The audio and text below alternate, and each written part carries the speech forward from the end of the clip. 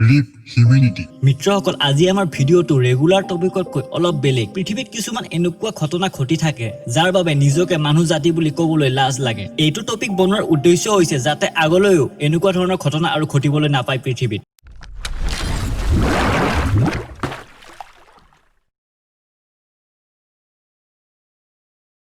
জীৱ-জন্তু সকলো আমাৰ পাৰ্ট হয় কিন্তু কিছুমান মানুহৰূপী দানৱে টিকটক আৰু সোশ্যাল মিডিয়া আদিত এই জীৱসমূহৰ ওপৰত অত্যাচাৰ চলাই নিজকে হিৰো বুলি ভাবি কিছুমান ভিডিঅ' আপলোড কৰা আপুনি নিশ্চয় চাইছে এনেকুৱা এটা ঘটনা 27 মেত কেৰালাত হৈছিল আপুনি চাগে এইটো কথা শুনিছেই এই ঘটনাত লিপ্ত থকা সকলটো লজ্জিত নহয় কিন্তু এই ঘটনাটোৰ পৰা চাগে পৃথিৱীৰ আন মানুহে চকু পানী নুটুকাকৈ থাকিব পৰা নাই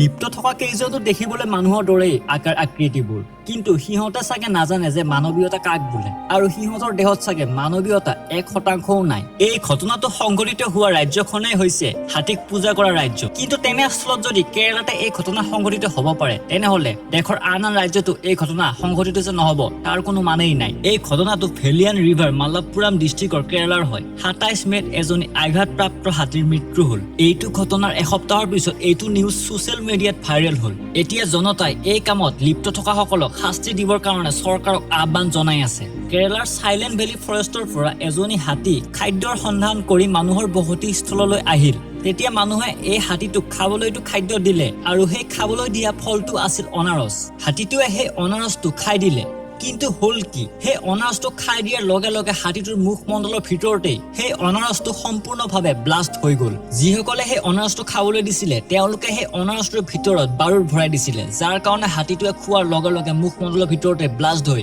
হাতীটোৰ মুখমণ্ডল বহু পৰিমাণে ক্ষতিগ্ৰস্ত হ'ল আৰু শৰীৰৰ আন ঠাইতো আঘাতপ্ৰাপ্ত হ'ল আৰু সেই আঘাতৰ কাৰণে হাতীটোৱে বহুত কষ্টত আছিল যাৰ কাৰণে হাতীটোৱে একো খাদ্য বস্তু খাব পৰা নাছিল নিজৰ জ্বলা-পোৰা কম কৰিব আৰু অলপ আৰাম পাবৰ কাৰণে সেই হাতীটো এটা নদীত গৈ থিয় দিলে আৰু তেনেকৈয়ে সেই হাতীটোৱে 3 দিনলৈ সেই নদীটোতে থিয় হৈ থাকিল পিছত হাতীটোৱে বহুত কষ্টকৰ মৃত্যু পালে এই সকলো কামৰ কাৰণে দুখী হয় সেই দানৱ ৰূপী মানুহকেইজন দেখিবলৈতো আমাৰ দৰে কিন্তু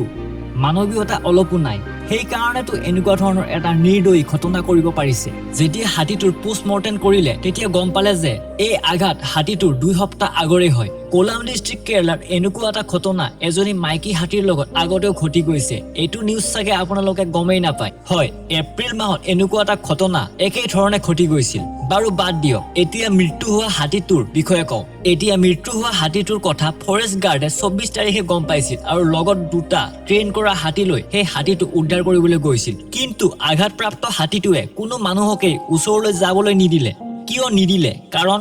আগতে তাইৰ লগত বিশ্বাসঘাতকতা মানুহে কৰি থৈ গৈছে সেইটো কাৰণে চাগে তাইৰ মানুহৰ ওপৰত অলপো বিশ্বাস নাছিল আৰু সকলোতকৈ বেয়া লগা কথাটো হ'ল সেই হাতীটো এজনী গৰ্ভৱতী হাতী আছিল আৰু সেই হাতীজনীয়ে 18 পৰা 20 মাহৰ ভিতৰত গৰ্ভধাৰণ কৰিলে হয় এনেকুৱা যাতে ভৱিষ্যতে আৰু ঘটনা ঘটিব নাপায় তাৰ কাৰণে সেই অপৰাধীকেইজনে উচিত শাস্তি পাব লাগে তাৰ কামনাৰে এইটো ভিডিঅ' বনোৱা হৈছে thanks for watching the real fake